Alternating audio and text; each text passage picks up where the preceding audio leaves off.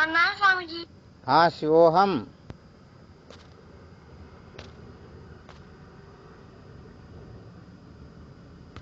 आवाज आ रही है? आवाज आ रही है महाराज?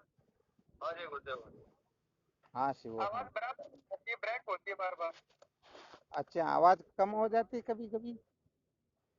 हाँ, आवाज कभी कभी कम आती है। अब कैसे ठीक आ रही है? बिल्कुल सही आ रही है सर। ठीक आ रही है। क्या विषय चल रहा था अपना?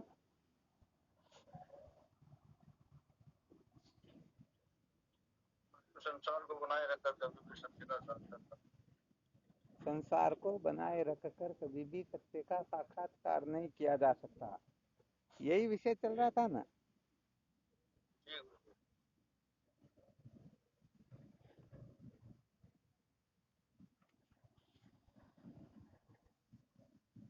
इसके अंतर्गत क्या सुना रहे थे?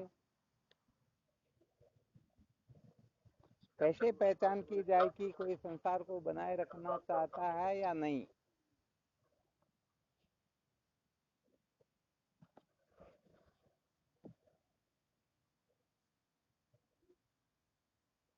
पहचान कैसे होगी?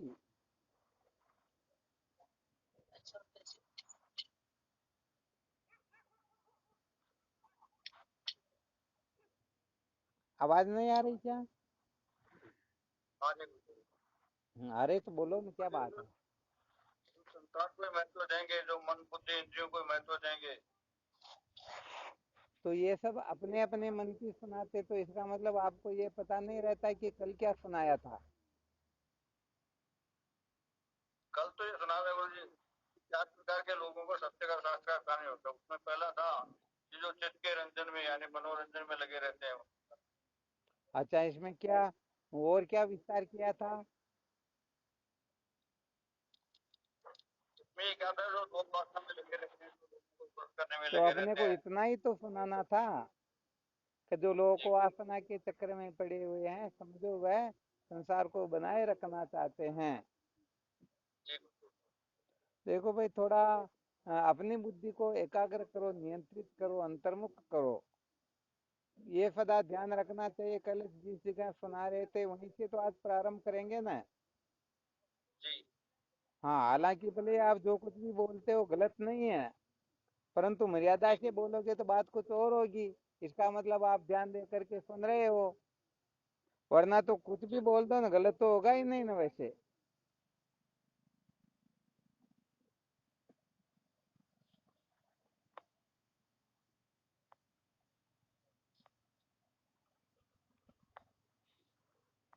जो कहने का मतलब लोगों के मनोरंजन करने विषयी प्रवृत्त हुए रहते हैं। समझ लेना चाहिए वह संसार को बनाए रखना चाहते हैं। यही बात थी या कोई और थी? हाँ ये थी। हाँ ये थी। तो कल इतना जबरदस्त सुनाया था, एक तरह से ठोक ठोक करके, और फिर गड़बड़ कर देते हो।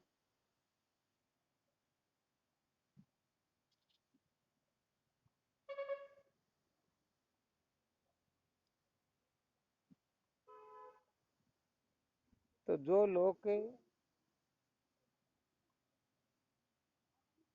जीव मात्र संसार में जो कुछ भी हैं, उनसे केवल केवल केवल और केवल मात्र अपनी स्तुति सुनना चाहते हैं। क्या सुनना जी चाहते हैं? अपनी स्तुति। अपनी स्तुति सुनना हाँ बिल्कुल सही है। तो अपनी स्तुति सुनना चाहते हैं तो समझ लेना चाहिए वह वास्तव में अविद्या निवृत्ति के मार्ग पर नहीं है, बल्कि वो संसार के मार्ग पर ही है। जी। अच्छा, इससे क्या सिद्ध होता है? जैसे संसार में समस्त जीवों के, समस्त लोगों के चित्रंजन करने विषय ही कोई प्रीति वाला है, इससे क्या सिद्ध होता है?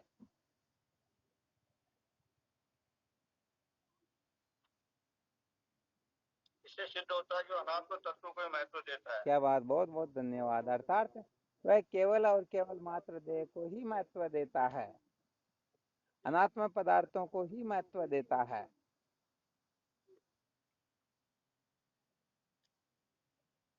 क्योंकि जब तक अनात्म पदार्थों को महत्व नहीं देंगे तब तक, कहने का मतलब, अनात्म पदार्थों को महत्व देते हैं तभी तो लोक वासना की ओर प्रवृत्ति होती है। अच्छा, विचार करके देखो, सुषुप्ति अवस्था में लोक वासना की चाहना होती क्या? बिल्कुल बिल्कुल नहीं होती। नहीं होती ना।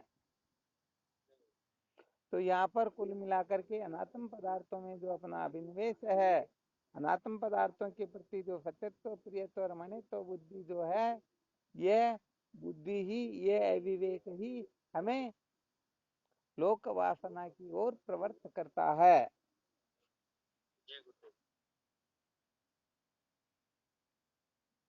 तो इस जगह पर इस रहस्य को अच्छी तरह से समझ लेना चाहिए। जो लोक वासना के पीछे पागल हो रहा है वह निश्चित रूप से तत्व में स्थित नहीं है। ये तो पक्का है ना। जी। अर्थात उसे अभी तक आत्म तत्व का बोध हुआ ही नहीं। हाँ, आत्म तत्व का बोध नहीं हुआ, ऐसा समझना चाहिए। इस समय अभी वह भ्रांत में है, अभी वह द्वैत में अभिनिवेश करके विचरण कर रहा है। द्वैत का जी। आग्रह है या नहीं है? हाँ है। द्वैत का आग्रह है तभी तो लोक वासना के चक्कर में पड़ा हुआ है। जी जी। तो जिस जगह पर द्वैत का आग्रह होता है वहां पर बताओ, कष्ट से महाकष्ट, दुख से महादुख। हाँ ये होगा उससे। बिल्कुल द्वैत में होगा दुख ना। अटकता ही है। कहने का मतलब अधिक से अधिक वो पतन की ओर ही प्रवृत्त होता रहता है।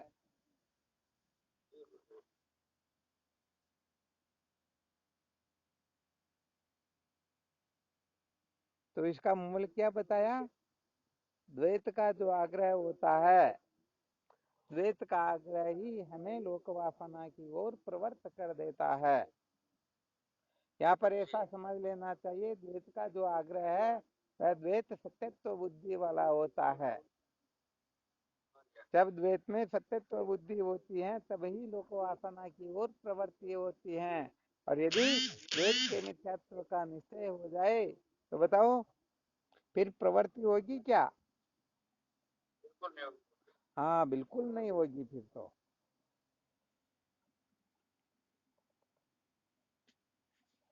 तो सत्य के साक्षात्कार होने से क्या होता है? वंचित हो जाएंगे। क्या हो जाएंगे? अगर इसी में प्रवृत्ति होगी तो सत्य के साथ साथ से वंचित हो जाएंगे, और सत्य वंचित का हो साक्षात्कार जाएंगे। हो जाएगा तो फिर दुख और शांत हो जाएगा। हाँ, बहुत बहुत अच्छी बात। अच्छा, विचार करो, यदि किसी को सत्य का साक्षात्कार हो जाए तो क्या होगा? तो अत्यंत दुखों की निवृत्ति, परमानंद की प्राप्ति, सब कुछ हो जाएगा। फिर गलत बोल रहे हो। अभी विषय चल रहा था द्वैत का आग्रह। हाँ द्वैत का आग्रह खत्म हो अरे, जाएगा। जब द्वैत का द्वैत आग्रह रहेगा ही नहीं, द्वैत ही मिथ्या, द्वैत के चिंता भाव का निश्चय हो जाएगा तो फिर कौन दुख दुख से छूटे और कौन सुख को प्राप्त करे? ये तो बहुत छोटी बात रह गई ना। हाँ अच्छा, इस बात को अच्छी तरह से समझ लेना चाहिए, जीव मात्र का असली स्वरूप आनंद रूप ही है। जी। जीव को स्वरूप अति आनंद कहे तवे ताकू सुख प्राप्ति को असंभव बखानिए। आगे जो अप्राप्त वस्तु ताकि प्राप्ति संभवत, नित्य प्राप्त वस्तु की तो प्राप्ति की में मानिए। ऐसी शंका लेस आनी कीजिए न विश्वास आनी, गुरु के प्रसाद से कुतर्क भले बानिए। कर को कंकन खोयो ऐसो ब्रह्म भयो जी, ज्ञान ते मिलत एवं प्राप्त प्राप्ति जानिए। तो भाई वास्तव में जीव का असली स्वरूप परमानंद ही है। ये तो भ्रांति से अपने को, भ्रांति से क्या होता है? अरे, सर्व दुखों की निवृत्ति और परमानंद की प्राप्ति ये भ्रांति से होती है, ऐसी इच्छा। वास्तव में वह पहले ही परमानंद स्वरूप है और सारे के सारे दुखों से निर्मुक्त और स्वरूप से ही है। जी जी। इसलिए कहने का मतलब, ये द्वैत का जो आग्रह है द्वैत का आग्रह ही समस्त प्रपंच खड़ा करता है।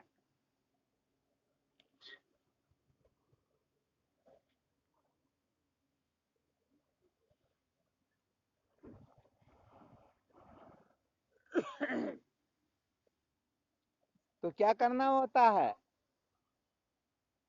यदि लोक वासना से मूल सहित विनिर्मुक्त होना हो तो इसके लिए क्या करना होगा?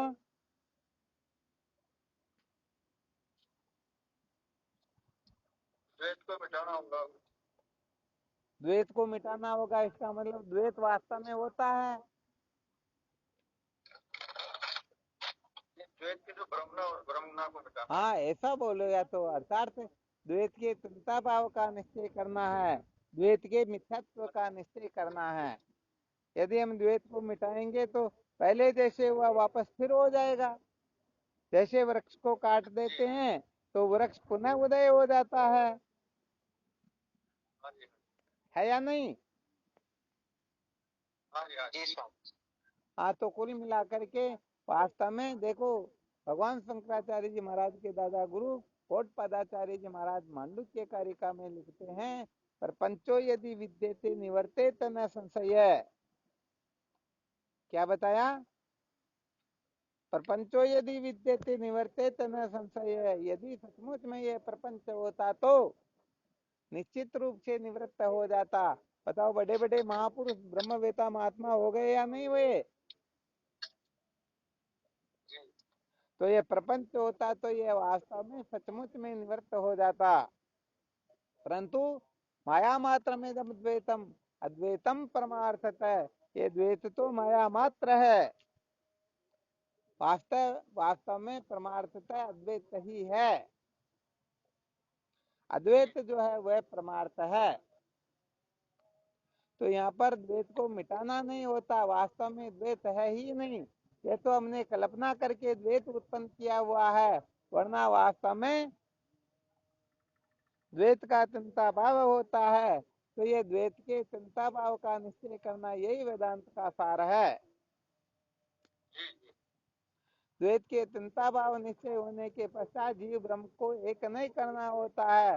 वास्तव में ये द्वैत के आग्रह के कारण ही मैं परमात्मा से भिन्न हूँ, परमात्मा मेरे से भिन्न है, ऐसी भ्रांति हुआ करती है, ऐसी कल्पना हुआ करती।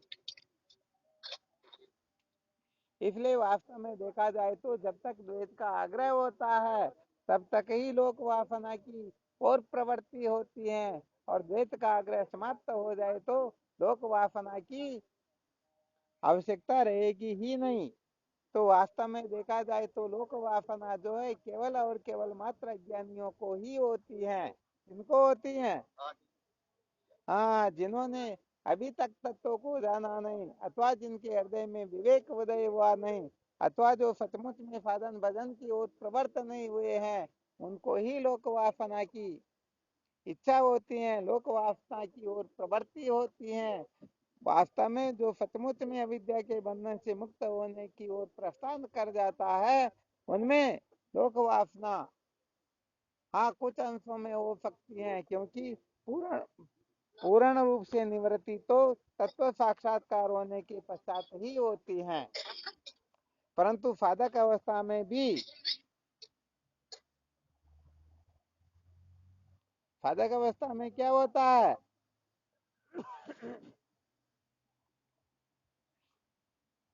अरे भाई, साधक अवस्था में भी लोक वासना जो है शिथिल हो जाती है, क्योंकि ये सिद्धांत है कि लोक वासना की ओर प्रवृत्त हुआ कभी भी ब्रह्म विचार की ओर प्रवृत्त नहीं हो सकता। अच्छा, एक सूत्र और बता देते हैं। यदि किसी की 100% लोक वासना की ओर प्रवृत्ति है तो समझ लेना चाहिए वह 100% अज्ञानी है। समझ में आ गया? और यदि कोई 50% लोक वासना से छुटकारा प्राप्त कर चुका है तो समझो वह 50% ज्ञानी हो गया, 50% उसका ज्ञान निवृत्त हो गया। और जो 100% लोक वासना से मुक्त हो गया वह 100% ज्ञानी हो गया। अब आप भी थर्मामीटर लगा करके अपने बारे में विचार कर सकते हो कि भाई मेरे में लोक वासना कितने प्रतिशत है।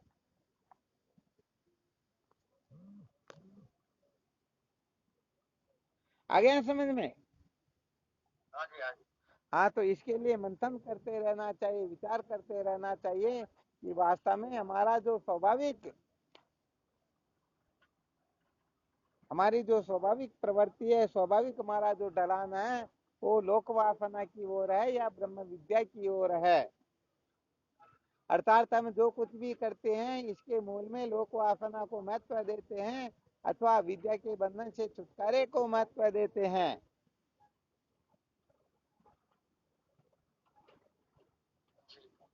हाँ, ध्यान रखना, जैसे हम कुछ भी साधन भजन कर रहे, चाहे जब तब तीर्थ वर्त पूजा पाठ दान पुण्य कुछ भी कर रहे हैं, तो ये करके हम एक तो संसार के व्यक्तियों के द्वारा मान बढ़ाई स्तुति चाहते हैं अथवा विद्या के बंधन से मुक्ति प्राप्त करना चाहते हैं।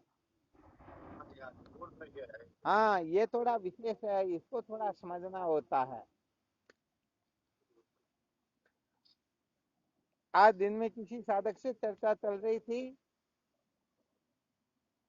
तो वो अपने वैराग्य का थोड़ा अच्छा निरूपण कर रहे थे और इस प्रसंग में कह रहे थे कि भाई संसार में बड़े बड़े ऐसे ऐसे समझो बहुत बड़े बड़े दानी हो गए,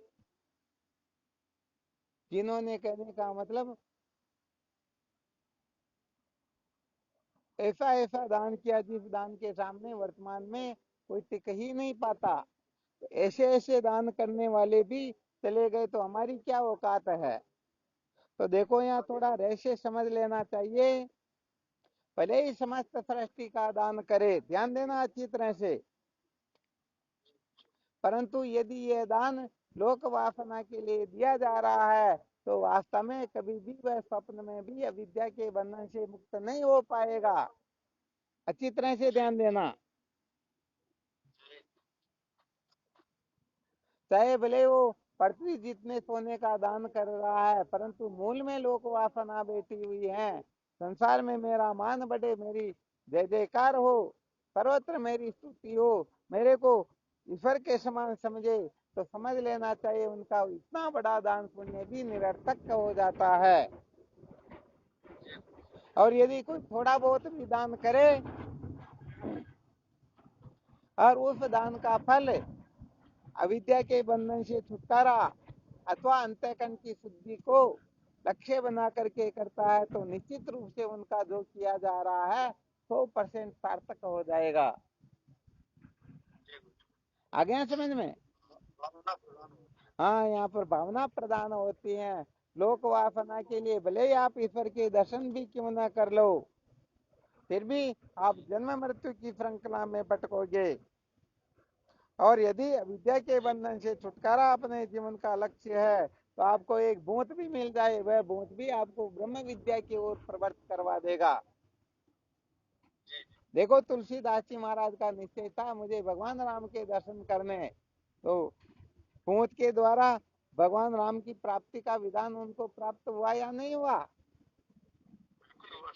हाँ, इसलिए क्रिया छोटी बड़ी नहीं होती है। पहले भले ही किसी ने पृथ्वी जितना सोना दान दिया हो और इस समय भले कोई 1 रुपया भी दान कर रहा हो, फिर भी हो सकता है कि 1 रुपये का दान उससे भी अधिक हो सकता है। शास्त्रों में एक दृष्टांत आता है, एक जगह पर बहुत बड़ा कोई धर्मार्थ कार्य चल रहा था। उस धर्मार्थ कार्य में राजा ने लाखों करोड़ों की संपत्ति दान में दी, कितने हीरे मोती अशर्फियां दान दी, और यथा योग्य जितने भी वहां पर थे सबने दान किया। उनमें से एक छोटा सा बच्चा था, 10-12 साल का रहा होगा। वो मेले में गए हुए थे और मेले में ही सारी प्रक्रिया हुई, तो उसको घर पर 25 पैसे मिले थे। कितने पैसे? 25 पैसे मिले। कोई खिलौना खरीदेंगे या कुछ मिठाई वगैरह खाएंगे, इसके लिए वो गया हुआ था। वो भी वहां सुन रहा था, उनकी समझ में बैठ गई तो 25 पैसे वही दान कर दिए। अब क्या होता है, जब वो सब वापस आते हैं, गांव वाले, राजा साहब भी उनके साथ में, और सारे के सारे पूरे नगर निवासी साथ साथ चल रहे थे, तो उनके दान के पुण्य के प्रताप से वो चल तो रहे थे, परंतु उनके सिर के ऊपर एक बादल साथ ही साथ चल रहा था, ताकि सूर्य का प्रकाश वहां तक पहुंचे नहीं, उनको गर्मी से परेशानी ना हो। तो सब चर्चा करते आ रहे थे कि राजा साहब ने अनंत अनंत दान पुण्य किया, हीरे मोती असरतियां दान की, तो देखो भगवान की क्या कृपा हुई कि राजा के दान के प्रताप से ये बदल जो है साथ साथ चल रहा है। तो आप जानते हो, बहुत सारे लोगों में मतभेद हो ही जाता, कोई कहता नहीं नहीं मेरे दान के हिसाब से चल रहा, कोई कहता नहीं नहीं मेरे हिसाब से। ऐसे करके कहने का मतलब थोड़ा पक्ष इधर उधर मजबूत होता दिखा, तो फिर वहां निर्णय निकाला गया, चलो ऐसा करते हैं, एक एक यहाँ से रवाना होते हैं, जिसके रवाना होने से बदल चलने लग जाए, समझो उसी के दान का प्रताप है। तो कहने का मतलब जैसे जैसे एक एक चलने लगे, बदली तो वहीं ठहरी हुई थी, राजा भी चले, परंतु फिर भी बदली तो वहां ठहरी हुई। सब चलते चलते सब चलने लगे, वापस आ करके रुक जाते, सब धूप में रहते, परंतु बदली वहां से चलती नहीं थी। तो अंत में जब वो छोटा सा बच्चा, उनको कौन चलाए, परंतु जब अकेला रह गया तो देखा भाई इसको भी चला करके देखते हैं, तो जैसे वह चलने लगता वो बादल चलने लग जाता है, और वह रुकता तो बादल रुक जाता, वापस आया तो बादल वापस आ गया। तो सबने सोचा अरे भाई इस छोटे से बच्चे के दान का बड़ा प्रताप है, इसने ऐसी कौन सी वस्तु दान की। जब पता लगा, पहुंचा गया, तो मालूम हुआ कि 25 पैसे उसने दान दिए। तो बताओ, राजा साहब ने जो अनंत अनंत खजाना दान दिया, उनके सामने 25 पैसे की कोई औकात है क्या? नहीं है ना। परंतु फिर भी उस बच्चे का दान सर्वाधिक था। क्या कारण था? उसमें कुछ 25 पैसे थे, 25 ही दान कर दिया, तो सर्वस्व त्याग कर अरे दिया। क्या बात, मोहनानंद जी महाराज ने बिल्कुल युक्ति युक्त बात बताई। अरे भाई उसने सर्वस्व दान कर दिया, और बदले में किसी प्रकार की वासना भी नहीं की, बदले में मुझे स्तुति मिले, मान बढ़ाई मिले, मेरी जय जयकार हो, ऐसा वैसा हो। क्या, अरे 25 पैसे की तो कोई रसीद भी नहीं काटते। सही बात। बाकी के लोगों की तो रसीद कटी थी। तो बताओ, महत्व भावनाओं का होता है या किसी और का? हाँ, तो कुल मिलाकर के सच्ची बात तो यह है, क्रिया चेष्टा का महत्व होता ही नहीं, महत्व केवल और केवल मात्र भावनाओं का होता है। यदि भावनाएं उत्तम है तो निश्चित रूप से थोड़ा सा करके भी वह अनंत गुना फल प्राप्त कर सकता है, और अनंत गुना करके भी थोड़ा सा फल भी प्राप्त नहीं कर सकता, तो ऐसे रोते रहने रोने में रह ही जाता है। तो कुल मिलाकर के मुख्य सूत्र बताना ये चाहते हैं कि भले ही समस्त सृष्टि को दान करो, सब कुछ कर दो, परंतु मूल में यदि लोक वासना बैठी हुई है, देव वासना बैठी हुई है, तो समझ लेना चाहिए उनका सारा का सारा पुण्य निरर्थक हो जाएगा। और यदि अविद्या के बंधन से छूटने के लिए, अंतःकरण की शुद्धि के लिए, अथवा गुरुदेव की प्रसन्नता के लिए कोई थोड़ा बहुत भी करता है, तो वह अनंत गुना फलदायक हो जाता है। आ गया समझ में? और इसमें किसी को कोई संशय हो तो?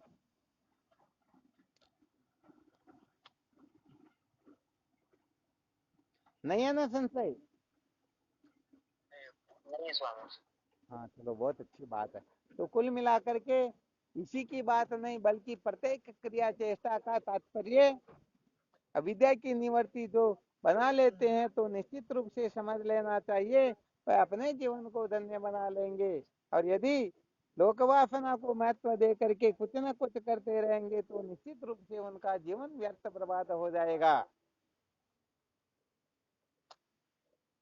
तो शायद पता लग गया होगा कि साधक किसे कहते हैं और संसारी किसे कहते हैं। बिल्कुल पता लगा। हाँ, जो लोक वासना को महत्व दे करके भले ही 24 घंटे साधन भजन करे, चाहे रात दिन रोए, चाहे 1000 लाख करोड़ वर्ष की समाधि लगा ले, या पता नहीं अंत संत कुछ का कुछ करता रहे, तो भी समझ लेना चाहिए उनका जीवन व्यर्थ बर्बाद हो जाएगा।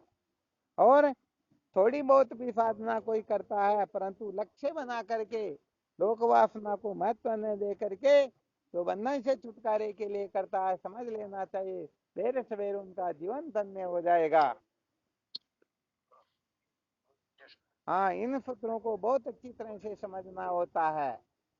कहने का मतलब जो क्रिया चेष्टा हम कर रहे हैं उसमें कुछ भी परिवर्तन नहीं करना है, जो कर रहे हैं वही करना है, परंतु केवल और केवल मात्र भाव में अंतर होने से रात दिन का अंतर हो जाता है। क्या हो जाता है? हाँ, बिल्कुल सत्य बात है, आकाश पाताल जितना अंतर हो जाता है। इसलिए क्रिया चेष्टा का कोई महत्व नहीं होता है, भाव का महत्व होता है। देखो, भगवान कृष्ण को दुर्योधन अनेक प्रकार के व्यंजन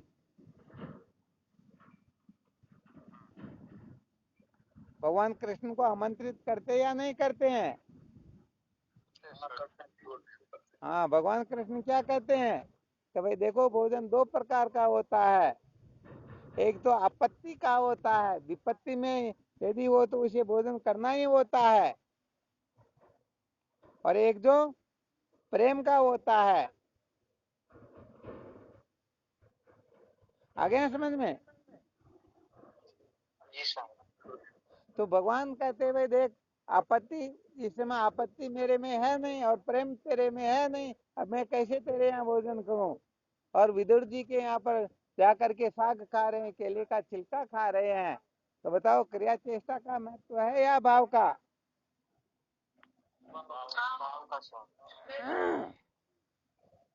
तो वास्तव में भाव का ही महत्व होता है। तो कुल मिलाकर के इतना ध्यान रखो, लोक वासना को महत्व दे करके हम चाहे कितना भी बड़े से बड़ा साधन क्यों ना करे, अंत में हमें शून्य की प्राप्ति होगी, फायदा कुछ भी होने वाला है नहीं। और लोक वासना को महत्व न दे करके छोटी से छोटी साधना करेंगे फिर भी हम महान हो जाएंगे।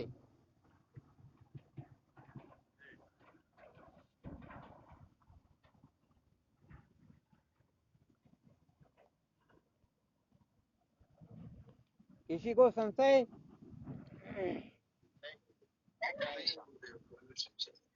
तो इसे पता लग जाता है कि लोक वासना कितनी खतरनाक है।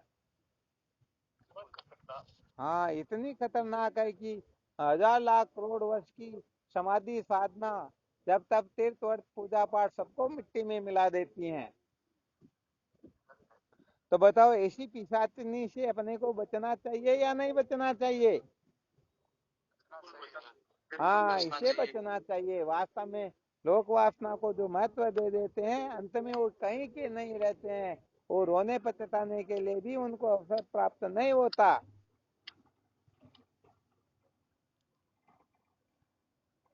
इसीलिए साधन भजन ज्यादा ना हो तो चिंता नहीं करनी, थोड़ा ही करो, परंतु लोक वासना के लिए नहीं बल्कि विद्या की निवृत्ति के लिए।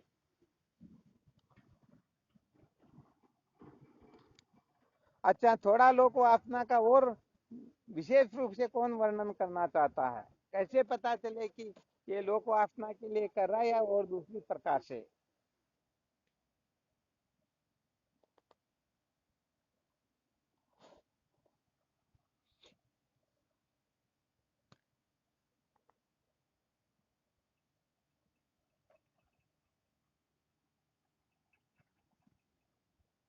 कौन बताएंगे?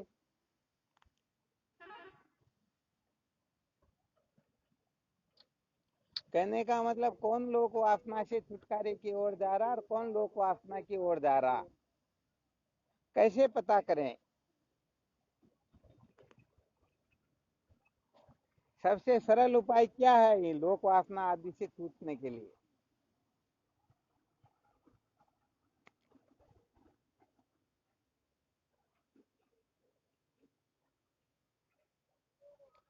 आप बता सकते हो, बोलो। जो देह इंद्रियों को मान बढ़ाई को महत्व देता है। नहीं, ये तो कभी का वर्णन हो चुका।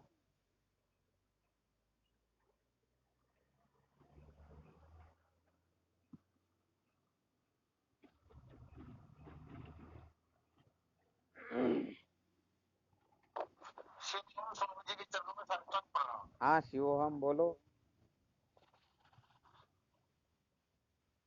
जो अपने अंतःकरण की शुद्धि के लिए और विद्या की निवृत्ति के लिए करता है वो सार्थक है।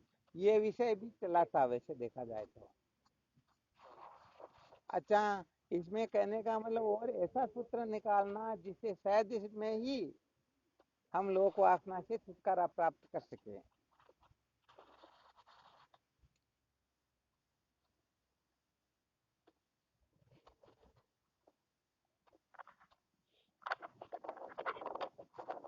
जिसकी क्रियाएं अपने जीवन को कृतार्थ करने में हो। बहुत अच्छी बात है, इसका भी अभी वर्णन हुआ था।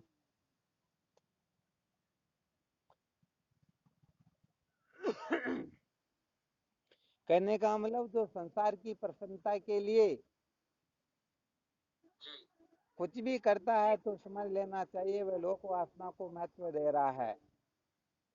अब लोक वासना को कोई महत्व नहीं दे रहा हो, इसका क्या फॉर्मूला है? प्रणाम स्वामी जी। हाँ शिवोहम, बोलो। स्वामी जी, लोग क्या कहेंगे उससे कोई फर्क नहीं पड़ता, वो अपना काम करता रहेगा तो उसमें लोग वासना महत्व नहीं देगा स्वामी जी। हाँ बिल्कुल, वास्तविक बात तो यही है, परंतु उनके अर्थ में ऐसा क्या फॉर्मूला फिट हो कि वो फिर लोक वासना की परवाह नहीं करेगा? जैसे शहर में हाथी निकलता है तो बहुत सारे कुत्ते भौंकते, परंतु हाथी को कुछ फर्क पड़ता है क्या? नहीं पड़ता स्वामी। नहीं पड़ता। तो हाथी के भीतर कोई ऐसी शक्ति, ऐसी कोई निष्ठा बैठी हुई है ना, इसलिए वो परवाह नहीं करता है।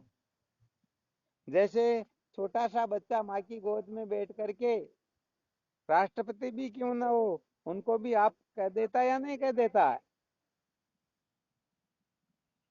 तो उसके पास में वो समझता कि मेरी माँ के पावर के सामने संसार में किसी का पावर काम करता ही नहीं। अभी उसके पास इतनी बुद्धि थोड़ी क्या, इसलिए वो माँ की शक्ति के सामने किसी की शक्ति को महत्व देता नहीं।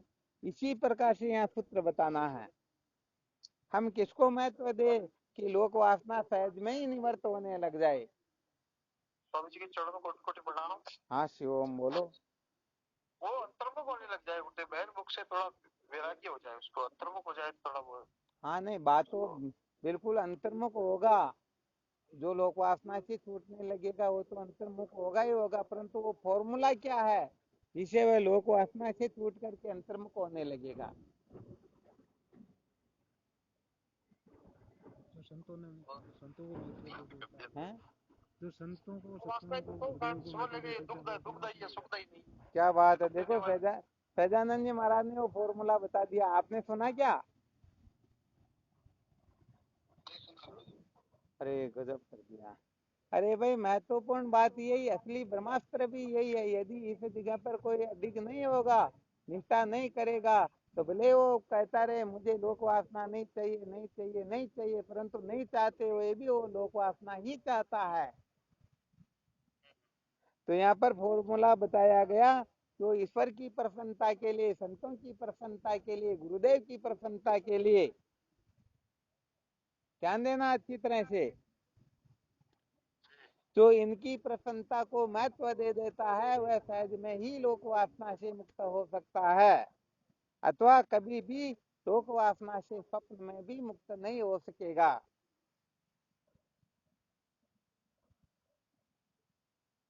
अच्छा, ईश्वर को महत्व देने वाला बताओ, ईश्वर राज्य वो वैसा काम करेगा या संसार राज्य वो वैसा काम करेगा?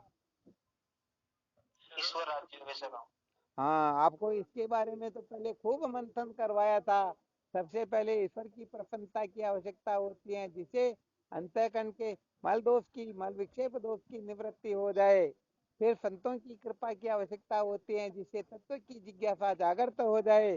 अंत में गुरुदेव की कृपा की परम आवश्यकता होती है, क्योंकि बिना गुरुदेव की कृपा के कोई अविद्या के बंधन से छुटकारा प्राप्त कर सकता ही नहीं। बताया या नहीं बताया? हाँ, तो यहाँ पर कहने का मतलब जो विद्या के बंधन से मुक्त होना चाहता है, उनके लिए केवल और केवल मात्र गुरुदेव की प्रसन्नता के सिवाय किसी की प्रसन्नता मायने नहीं रखती है। जो तत्व जिज्ञासा कैसे उदय हो, तत्व जिज्ञासा जो जागृत करवाना चाहता है, उनको केवल और केवल मात्र संतों की प्रसन्नता का ध्यान रखना होता है। और जो अंतःकरण शुद्धि को महत्व देते हैं, उनको केवल और केवल मात्र ईश्वर की प्रसन्नता की ही आवश्यकता होती है। अब विचार करके देखो, जो ईश्वर की प्रसन्नता को महत्व देगा, अथवा संतों की प्रसन्नता को महत्व देगा, अथवा गुरुदेव की प्रसन्नता को महत्व देगा, तो उसे समय मिलेगा क्या संसार के लोगों को राजी रखने के लिए? हाँ, कहने का मतलब संसार के लोग भले ही उनकी निंदा करे या स्तुति करे, उनको कुछ फर्क पड़ेगा क्या? नहीं पड़ेगा स्वामी। हाँ, इसलिए ये ब्रह्मास्त्र है, इन सूत्रों को अच्छी तरह से हमें समझना है। इनको समझ जाएंगे तो सच्ची बात है, देह वासना लोक वासना ये टिक नहीं पाएगी। और यदि इनको महत्व नहीं देंगे तो सच्ची बात है, देह वासना लोक वासना अपने को नचाती रहेगी और जन्म मृत्यु की श्रृंखला में भटकाती ही रहेगी। इसलिए जो संसार को महत्व दे करके कुछ भी करेगा, तो वो लोक वासना के बिना नहीं रह पाएगा। और ईश्वर संत गुरुदेव को महत्व दे करके कुछ भी करेगा, तो संसार नाराज हो या राजी हो, वह इसकी परवाह नहीं करेगा। केवल और केवल मात्र गुरुदेव नाराज न हो जाए, ईश्वर नाराज न हो जाए, संत नाराज न हो जाए, 24 घंटे वह यही चिंतन करेगा। आ गया सूत्र, फॉर्मूला समझ में? हाँ, इस फॉर्मूले को खूब अच्छी तरह से काम में लेना। जितना अधिक काम में लेंगे, बस उतना ही हम इस लोक वासना देह वासना से ऊपर उठेंगे।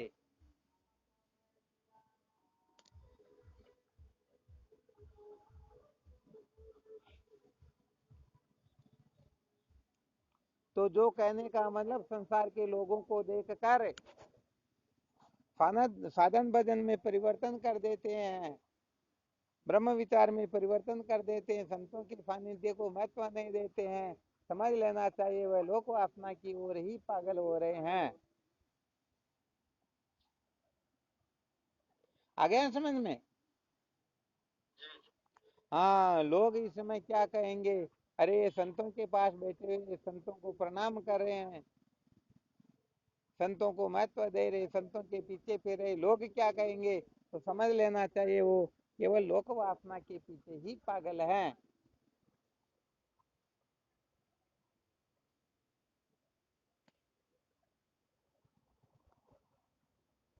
चलो ठीक, इसमें कोई संशय हो तो बोलो।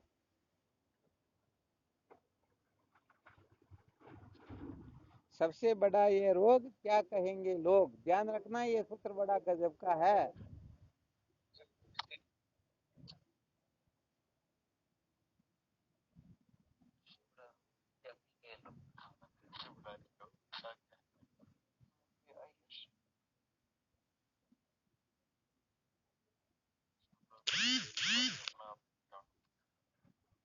कोई शंका नहीं।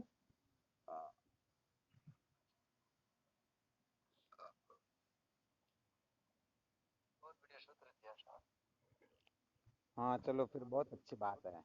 बस देख लेना है अपने को ये, कि यदि अपने को अंतःकरण की शुद्धि को महत्व दे करके साधन भजन करना, तो ईश्वर की प्रसन्नता का बराबर ख्याल रखना। तत्व जिज्ञासा के लिए संतों की प्रसन्नता का, और विद्या के बंधन से छुटकारे के लिए गुरुदेव का। अच्छा, एक सूत्र और बता देते हैं। समझो जैसे एक तो स्कूल का चपरासी होता है और एक जो कलेक्टर साहब होते हैं, अथवा समझो राष्ट्रपति जी होते हैं। ध्यान देना अच्छी तरह से। हाँ, ये बड़ा विलक्षण सूत्र जो समझेंगे, समझो बहुत बड़ी उपलब्धि प्राप्त कर लेंगे। विचार करके बताओ, स्कूल का चपरासी हो चाहे सचिव सरपंच कोई क्यों ना हो, यदि राष्ट्रपति जी आ जाए तो सचिव सरपंच की कुर्सी लगी हुई है हो, तो राष्ट्रपति जी उस पर बैठ सकते हैं या नहीं बैठ सकते हैं? बैठ सकते हैं क्या? अच्छा, और भी बताओ कोई। बैठ सकते हैं। हाँ रमेश, क्या विचार है?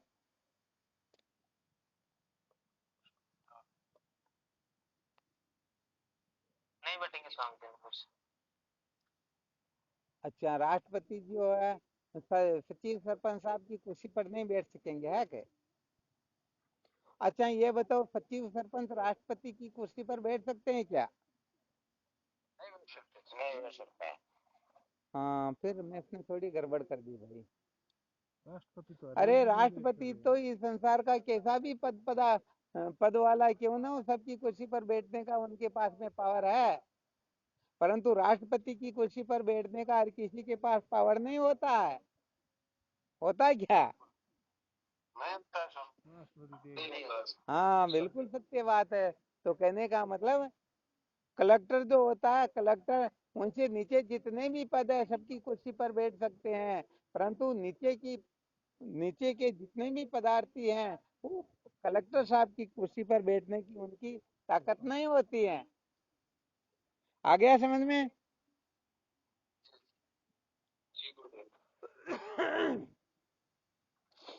कहने का मतलब है,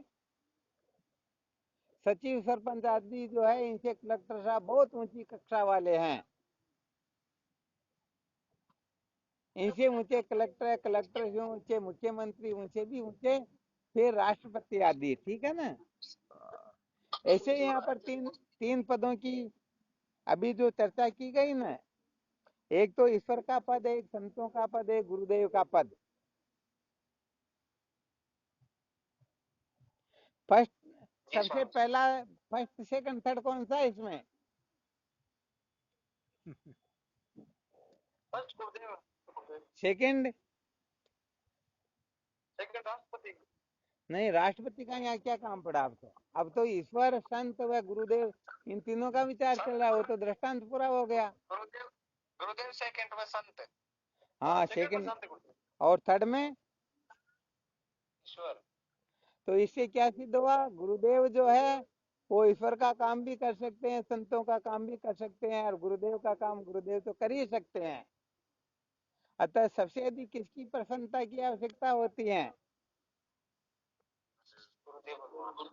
हाँ, गुरुदेव की प्रसन्नता यदि प्राप्त हो जाए तो ईश्वर व संत पागल होकर के पूरे विश्व में भटकते रहे फिर भी कुछ बाल बांका होने वाला नहीं। हाँ, ये रहस्य क्या बड़े विलक्षण होते, लोग इनको ठीक प्रकार से समझ नहीं पाते। तो कहने का मतलब, ईश्वर की जो कृपा होती है उसे अंतःकरण शुद्ध होता है, संतों की कृपा से जिज्ञासा जागृत होती है, और गुरुदेव अविद्या के बंधन से मुक्त कर देते हैं। तो गुरुदेव ये तीनों काम कर सकते हैं, संत दो काम कर सकते हैं, और ईश्वर केवल एक काम ही, और उनके आगे उनके बस की बात नहीं है। आ गया समझ में? बहुत बढ़िया है। तो अंतःकरण की शुद्धि ईश्वर के क्षेत्र में है, और संत महापुरुष यदि कृपा कर दे तो तत्व जिज्ञासा भी जागृत कर दे और अंतःकरण को भी शुद्ध करवा दे, और गुरुदेव तो ये तीनों काम एक साथ ही कर सकते हैं।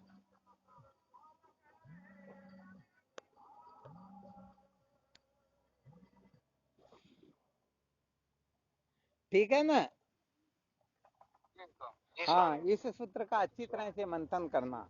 इसलिए कहने का मतलब यह है, ईश्वर से भी अधिक ध्यान रखना अपने को। ईश्वर यदि नाराज हो जाए तो संत कृपा करे तो ईश्वर को वापस मना सकते हैं।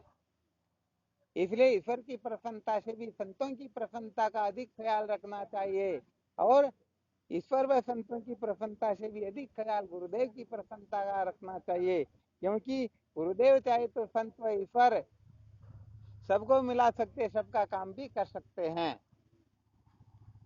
तो आ गया ना, राष्ट्रपति जी सबकी कुर्सी पर बैठ सकते हैं और राष्ट्रपति की कुर्सी पर बैठने का पावर किसी के पास में नहीं है। अविद्या के बंधन से छुटकारा तो केवल और केवल मात्र गुरुदेव की कृपा से ही होता है। ईश्वर व संत तो रास्ता बता सकते हैं, चलना तो अपने को ही होता है। आ गए सूत्र समझ में? हाँ चलो, बहुत अच्छी बात है। ऐसे ऐसे सूत्रों का थोड़ा नोट्स बना कर लिया करो, क्योंकि ये बड़े ब्रह्मास्त्र होते हैं। जब सचमुच में तत्व की जिज्ञासा जागृत हो जाएगी, उस समय ये सूत्र बड़े काम के होंगे। अभी तो अपने को साधारण लग रहे होंगे, परंतु उस समय ये बड़े ब्रह्मास्त्र का काम करेंगे। चलो, बहुत अच्छी बात। कोई कोई सूत्र प्रसंगवश याद आ जाता है तो फिर उसकी विवेचना हो ही जाती है। इसलिए ऐसे सूत्रों को संजो करके रखा करो।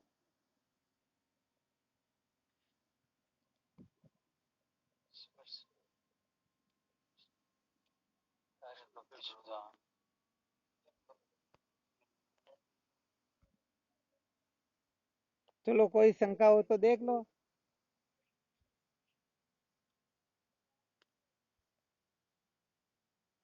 कोई शंका नहीं? नहीं गुरुदेव। हाँ चलो, बहुत बहुत धन्यवाद। चलो फिर करो आत्मचिंतन, विचार करो और क्या। जो जो सूत्र बताए प्रतिदिन का कहने का मतलब, जो जो भी सुना जाता है उसमें कोई मार्मिक सूत्र सुनने को मिले तो उसका खूब अधिक मंथन किया करो। सार रूप में बता सकते हो आज का मुख्य जो सूत्र क्या था? मुख्य ऐसा कोई सूत्र बताया हो जो आपके ध्यान में रहा हो?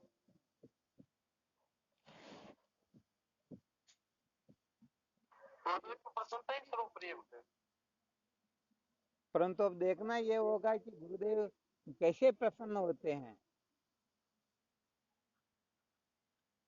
कोई कोई ऐसा सूत्र बता सकते हैं कि ऐसे प्रसन्न हो सकते हैं? गुरुदेव की आज्ञा का पालन करना। अरे वाह भाई, बहुत अच्छी बात है। ये तो बहुत अच्छा सूत्र बताया एक तो। गुरुदेव की आज्ञा क्या है? हाँ भाई, आज्ञा का भी ध्यान नहीं होगा तो फिर कैसे क्या करेंगे?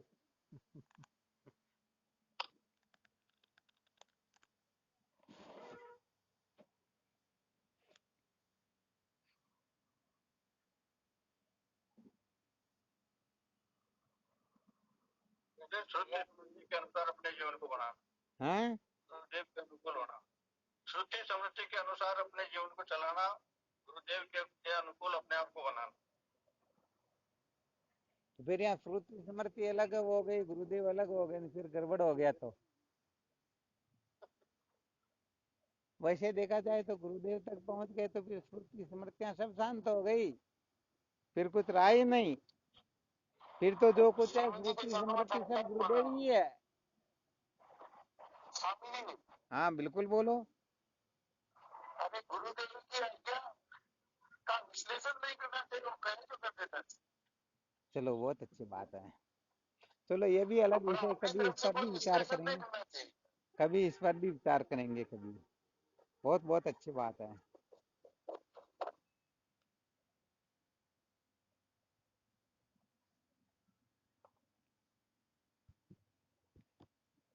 अरे भाई, होता क्या है कि हमने बहुत जगह पर सुना और देखा भी है। कोई एक शिष्य को गुरु दीक्षा दे देते हैं और उनको कह देते हैं, बेटे और कुछ नहीं करना तेरे को, गुरु पूर्णिमा के समय एक तो मेरे सरपाव करवा देना और हमें से एक बंडल माचिस दे देना, मैं तेरा कल्याण हो जाएगा। तो क्या यही गुरुदेव की आज्ञा है क्या?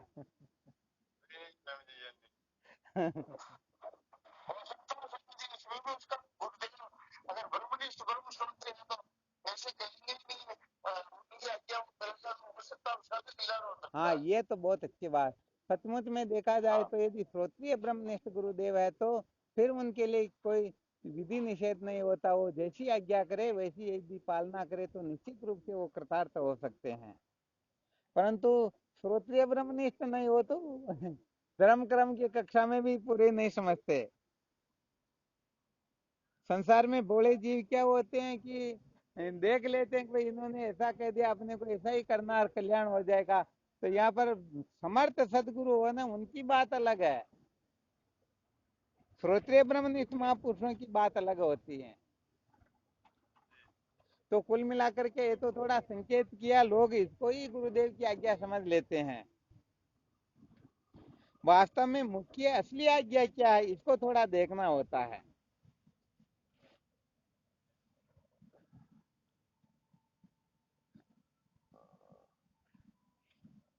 और चलो फिर इस पर कभी मंथन करेंगे, ठीक है ना, याद दिलवाना कभी। एक दिन कोई विषय छूट रहा था, आप लोगों को कहा याद रखना, याद दिलवाना, तो फिर चर्चा करेंगे, परंतु छूट ही गया, मुझे भी ध्यान में नहीं रहा। अब तो थोड़ा ध्यान में तो आ रहा, परंतु निकल गया, और क्या। एक तो वो था स्वामी जी, परमात्मा को ही मृत्यु का है, उसके बारे में कही थे। अरे वाह, क्या बात, बहुत बहुत धन्यवाद। प्रमादो वे मृत्यु, चलो इसके बारे में विचार करेंगे। अभी थोड़ा ये लोक वासना देह वासना का चल रहा है, तो इस पर थोड़ी चर्चा करें, रोज हमेशा ठीक रहेगा, क्योंकि सबसे अधिक बंधन यही है। इससे छुटकारा मिल जाए तो समझो बहुत बड़े संकट से हम मुक्त हो गए।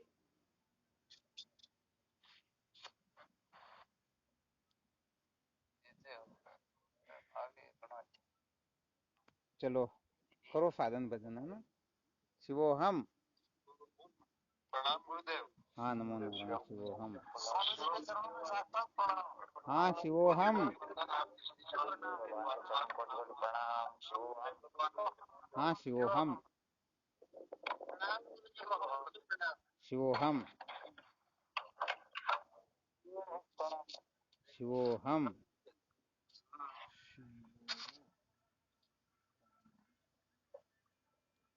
प्रणाम गुरुदेव भगवान, आपके चरणों को कोटि कोटि प्रणाम। हाँ, शिवोहम। शिवोहम। प्रणाम शिव। हाँ, शिवोहम। शिवम गुरुदेव, आपके श्री चरणों में बारंबार प्रणाम। हाँ, शिवोहम।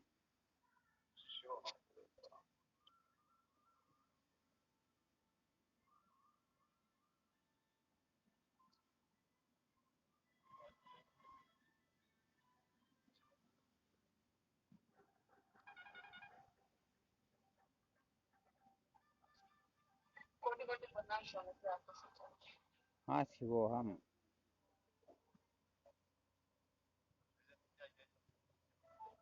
चरणों में कोटि कोटि प्रणाम।